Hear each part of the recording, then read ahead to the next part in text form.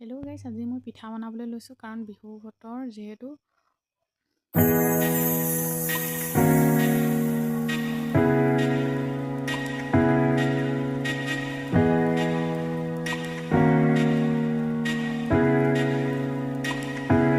গুড়খিনি কাটি মই পানী অকণমান দিছোঁ, বেছি পানী নিদিব, তেতিয়া অলপ অসুবিধা হ'ব পাৰে। বিশেষকৈ মই গুড়খিনি অলপ গলাই ল'ম।